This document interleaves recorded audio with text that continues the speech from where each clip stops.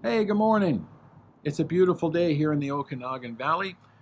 I'm sitting outside here on the deck. I'm going to be going inside to produce a show here in just a second. The topic is going to be Alvin Kamara, why he's happy guy today and why you should be too. And we have, just let me grab this here. We have viewer mail all the way from Houston, Texas. Mario. We're going to talk about why you want a quarterback early in your fantasy draft.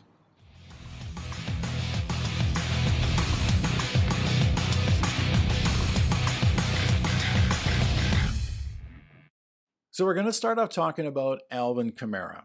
Now, yesterday he signed off on a plea agreement where it's a misdemeanor charge and he pays $100 and something thousand. Funny how money makes things go away. He pays the medical bills for the fellow that he allegedly assaulted, and will now be cleared by the NFL to play. But will he be cleared for week 1, week 6, week 4? We don't know that yet. But at his age, having a few weeks off, I can relate to this, is not always a bad thing. So on my team that I have Alvin Kamara, I've gone out and I've got Jamal Williams and I drafted Keandre Miller. So now I have the backfield. I'm not too worried if he doesn't start the season, and that's how you should look at it. But is he worth a first round pick in your draft? I think he might be if he goes back to the way he was. Now here's the thing. When we first saw Alvin Kamara, he was catching 80 balls a year. And that went on for 4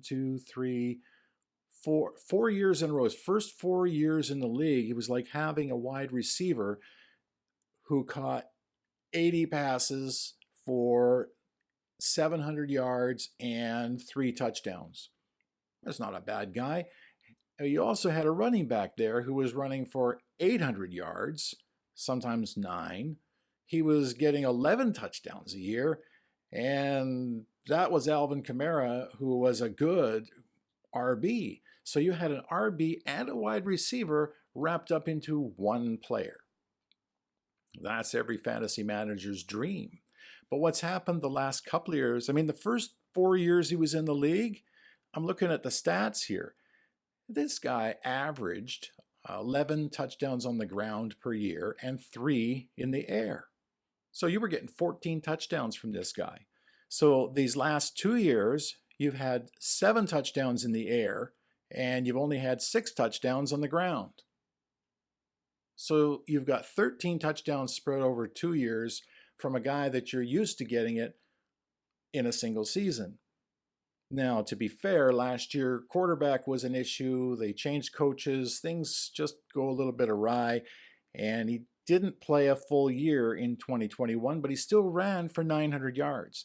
Now, this is the guy who's never had a 1,000-yard rushing season.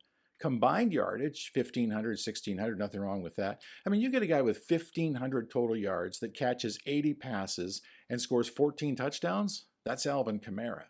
That's him at his best. Now, his numbers don't really reflect that the last couple of years, but he's still out there catching 50 passes a year with a, let's say, bad quarterback the last 2 years. So now he's going to miss half a season. So Jamal Williams and Miller are going to be the guys to have early in the season.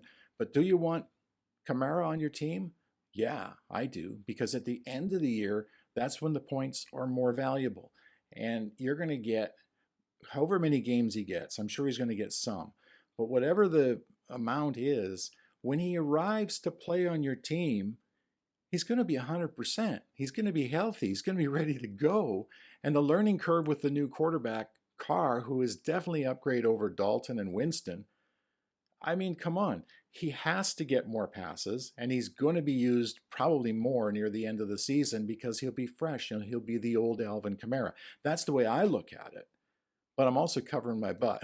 I'm going out and getting Jamal Williams and I'm getting Miller just in case. But my way of looking things is that Alvin Kamara is definitely worth, if not a first round pick, definitely a second round pick in any format, any league, especially in PPR, because I think this year he's going to have a regular Alvin Kamara type season.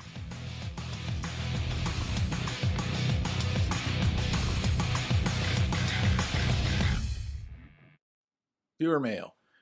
Mario from Houston, Texas. He's a Dallas Cowboys fan, has been for a long time. And actually, I used to work with Mario. He's a good guy. But we've always had this, I'm not going to call it an argument, about quarterbacks and why you take them early in your draft. It doesn't matter to me if it's a redraft, if it's a dynasty, a keeper league, or whatever the case is. I got to have quarterbacks, good quarterbacks. And the reason I have to have good quarterbacks is, well, let me just show you. Well, you're not going to read my writing here, but I have 5 fantasy teams that I've had for a long time that I do very well with. And I love these teams, and these are the teams that I play from year to year. 2 years ago, I had a phenomenal year. Most of the time, I run about 65% wins, and I make the playoffs in pretty much every league. There are some that I don't. There's a few leagues out there I'm rebuilding or I'm a co-owner with, but this is why I want quarterbacks.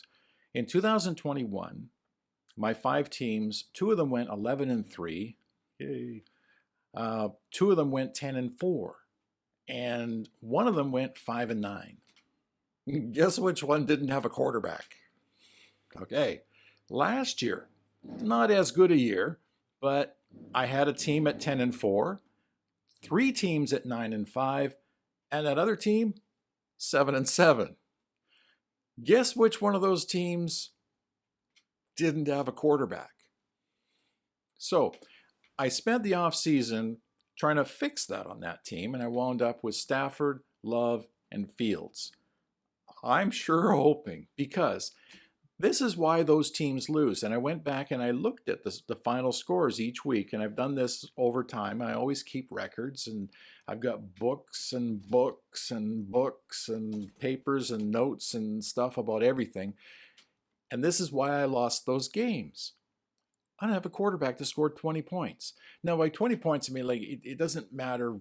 I guess it's standard league or PPR. You got to have a quarterback that gets 20 points to win. Right? That's my way of looking at it. That's not that hard. 2 touchdown passes, or run for 1 and throw for 1, and 200 yards passing, maybe 30, 40 yards rushing or whatever, just for a bonus, but that's not unattainable, 20 points. So if my quarterback gets 20 points and every single one of the other players on my team, defense, kicker, IDP, whatever it is, gets a floor of 10, I rarely lose. I think it's only like 5% of the time.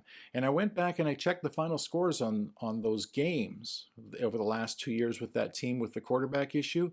If I had a quarterback that scored just 20 points, never mind the rest of the team, just 20 points, my record in 2021, instead of 5-9, would have been 9-5.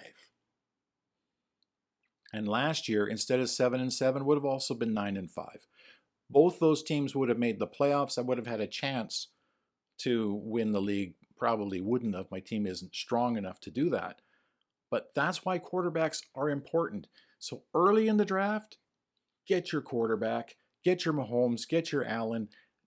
Don't wind up in round 10 looking around to see who you can find. No, Ryan Tannehill is not going to win you a game. Patrick Mahomes will. That's as simple as that. So on the next show, we're going to go through the ratings, the different types of quarterbacks. We're not going to rank them 1 to 32, but I'm going to put them into 5 different boxes from, oh yeah, 100%, got to have him, to, do I really have to have this guy? So that'll be on our next show. Thank you, Mario. Send those viewer mail questions in. We still have our contest. We're giving away the Barry Sanders card and the Bo Jackson card sometime later in the week. Enjoy your day. I know I'm going to enjoy mine. It's a beautiful day. I'm going for a walk.